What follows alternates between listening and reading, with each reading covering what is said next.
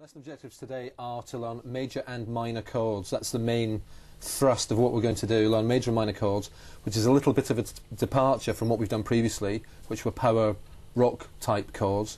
But these are major and minor chords which you would find maybe on an acoustic guitar or electric guitar playing. So we're going to learn 4 of those. Those chords are G, E minor, A minor and D7. And then we're going to practice our fluency with the chords and changing between the chords. That's the lesson objectives. Okay, I must admit I was a little bit nervous about today's lesson. Major and minor, I don't really understand them. If I get my guitar, the main difference between the major and the minor chord is obviously the sound. If I demonstrate by playing the major chord, here is a major chord. Comparatively, here is a minor chord. Now, the minor chord sounds more melancholy compared to the major chord. The major chord seems like a happier, more positive sound, you might say. And the minor chord... I can see that, yeah, I can see that. There? Most songs are made up with a combination of major chords and minor chords, so we need to know both of them. The 4 chords I'm going to work through today, which are G, E minor, A minor and D7, I'm going to teach those 4 chords specifically because they knit together quite nicely. When we combine them, it actually sounds like a song. Cool. They all sit together, so don't worry about the fact the letters seem to be dotted about all over the place. And they're probably the 4 easiest chords to begin with physically. That's anyway. what I like. Okay, so we're going to start off with a chord of E minor. Okay, shall I scroll down on the notes? Yes, please. When we have a minor chord, this is written down with the letter, in this case E, with an M afterwards. Right. Okay, if it was E major, it would just say E. So if there's an M, it's minor. Okay. If there's nothing at all, it's major. And usually people refer to major chords just by their letter name. Or play the chord of C, or play the chord of D, or G, whatever. They tend not so much to say play C major or D major, so even though it means the same thing. Always assume it's major unless there's that little M there. Unless the little M is there, it's a major chord, yes, exactly. Right. Okay, so the first chord of E minor, which I'm going to show, is a 6-string chord. And these are all open chords. What that means is there's open strings contained within the guitar chord. An open string is a guitar string that you play with your right hand but has no left hand fingering. Right. So for example, if I strum this chord here, which is E minor, I've got 2 fingers on the guitar fingerboard, but the remaining 4 guitar strings are open. Okay? So on the chord of E minor, our first finger goes on the 2nd fret at string 5, our 2nd finger or our 1st finger. If we put our 1st finger in that position, our 2nd finger goes on the 2nd fret also at string 4. Right. So just to recap that one, the 1st finger is on string 5 at fret 2. Yep. The 2nd finger is on string 4 at fret 2. With my plectrum, I'll strum all 6 guitar strings. Okay. Previously, in the last few lessons, we've only done chords with 2 strings. 2 strings, exactly, which are rock power chords. Those chords were neither major nor minor. There's a certain note contained in the chords which make it either major or minor, and that particular note was missing in the power chord, so they were neither major or minor. These will be major or minor. And we may only strum 4 strings, we may strum 5 strings, we may strum 6 strings, depends on the individual chord, but there will be at least 4 strings, in this case 6. Good to know. Okay, now then if we follow the coursework through, there's obviously diagrams of the shapes. There's videos showing you how to play the shapes, so you can work on them again at home if you forget, whatever. But there's also some exercises here. If we bring up exercise number 1, I'd recommend that people put their fingers on the chord and play the chord 1 string at a time to make sure that all the notes are ringing clearly, especially the ones with the fingers on. It may be you're not quite pressing hard enough or accurately enough, and hence you'll get a buzzing if I'm not really pressing. Right. But if I press properly, something else to watch out for, you may find that one of the open strings is dead.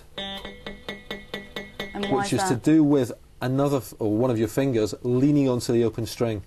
Oh, so you've got to be careful of that. You've got to be very careful. So obviously make sure that the notes that you're fretting are playing cleanly, but also check that if it isn't playing cleanly, or any of the strings aren't playing cleanly, that it's not another finger is accidentally nudging onto that string, because that'll also stop it playing. So if I collapse my hand a little bit... That's how it shouldn't sound. It shouldn't sound like that. I'm touching the other strings. It's a bit dead. Yeah. With a nice clean sound, and check them 1 at a time. Doesn't matter whether you pick from the bottom to top or top to bottom, but just check them all through. make sure they all play cleanly.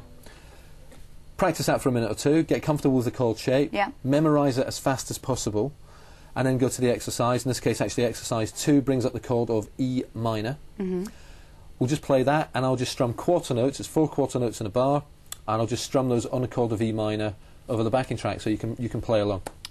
Right, here we go. Okay.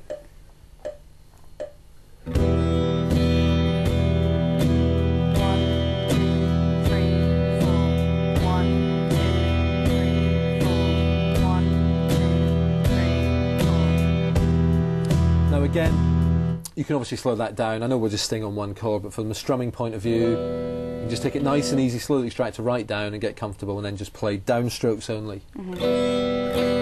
We'll get into strumming in more detail later on. I was going to say, I imagine you've got to be hitting them all evenly. You've got to try and hit them evenly, quite relatively gently. Don't hit them really hard and dig in. You know, you're trying to skim across the strings as evenly as possible. But nice and easy, downstrokes only. Yeah. And that's E minor done.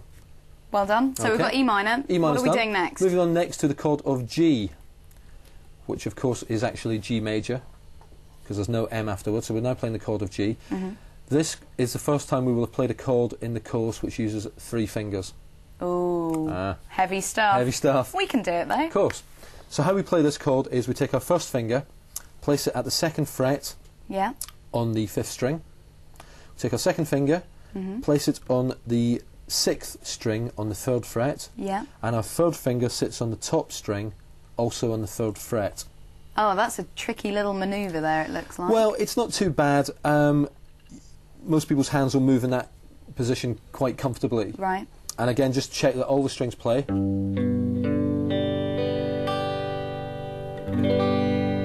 Anything that's wrong, one of the most common problems people have is the top string buzzes sometimes.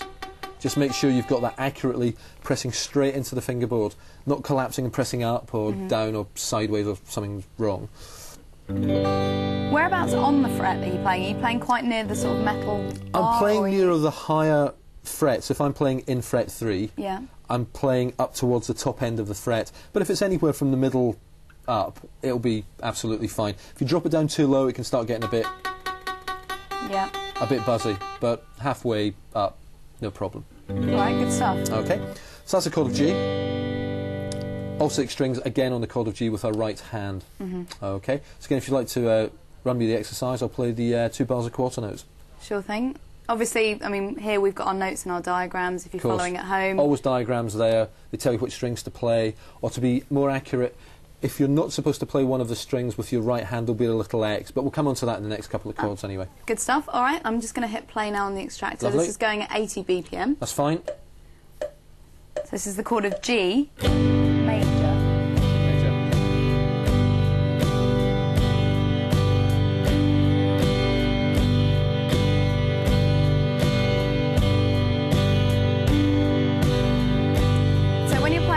This exercise really is just to help you remember where that chord is. Just remember where the chord is, get the feel for it. Yeah. That's it. And also to get a head start on your strumming, I was going to say. Exactly. Gets you a little bit ahead on the strumming. Again, we can worry about that or deal with that in greater detail slightly further on. We don't need to worry about anything here, Don't worry about it at the moment, you know. Just play 6 strings and also learn the sound of the chords. Ah, that's an interesting point, Try and get that sound in your mind, which one's a major chord, which one's a minor chord.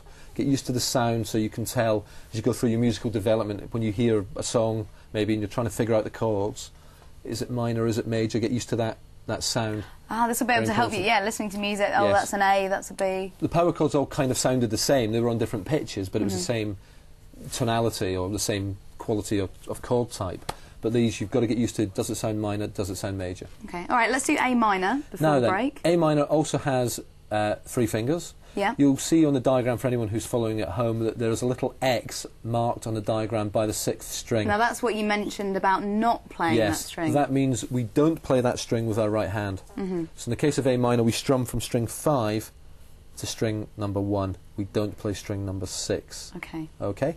The way we play the chord is the first finger sits on the 2nd string at the 1st fret. Yeah. The 2nd finger sits on the 4th string at the 2nd fret. And the 3rd finger sits on the 3rd string, also at the 2nd fret.